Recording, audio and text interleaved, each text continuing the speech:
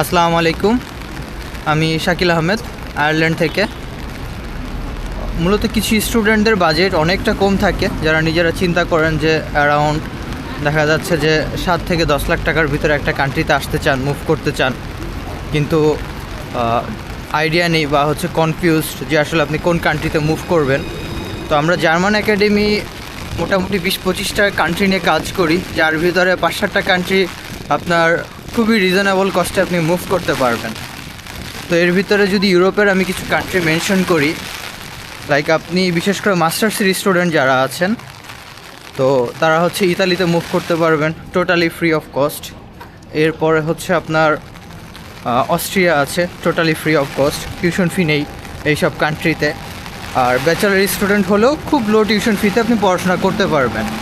তো Austria, Italy দুটো country গেল। এরপরে লিথুনিয়া আছে, আইসল্যান্ড আছে, দেন আপনার পোল্যান্ড, পর্তুগাল আছে, রোমানিয়া আছে। তো এই কান্ট্রিগুলো খুবই লো কস্টে আপনি স্টাডি করতে পারবেন, ব্যাচেলার স্টুডেন্ট বা মাস্টার স্টুডেন্ট বোথ। প্লাস আপনার ব্যাংকেও খুব কম টাকা দেখালেই আপনি ভিসার জন্য দাঁড়াতে পারতেছেন অ্যাম্বাসিতে। আর রিসেন্টলি আশা করি যে ইন্ডিয়া ওপেন হয়ে যাবে। তো ইন্ডিয়া ওপেন হয়ে গেলে আমরা ইন্ডিয়াতে গিয়ে অ্যাম্বাসি ফেস করতে পারবো, সেক্ষেত্রে স্টুডেন্টদের আর প্রবলেম ফেস করতে হবে না। তো যারা 26 এবং 27 সেশনের জন্য আবেদন করতে চাচ্ছেন, তারা রিসেন্টলি আমাদের অফিসে যোগাযোগ করেন, ফরিদপুর ব্রাঞ্চে। তো অফিস থেকে আপনাকে সরাসরি গাইডলাইন দিয়ে দেওয়া হবে মোটামুটি কী ধরনের প্রোফাইল আপনার লাগবে বা কী ধরনের বাজেট আপনাকে, এবং আপনার প্রোফাইল অনুযায়ী আপনি কী ধরনের সাবজেক্ট বা কোন ধরনের ইউনিভার্সিটি পাবেন। তো গাইডলাইনে নিজেকে ভিসার জন্য প্রিপেয়ার করে তুলুন, কারণ এই বিষয়টা একদিনের না যে হুট করে প্রিপারেশন নেওয়া শুরু করলাম, হুট করে হয়ে গেল।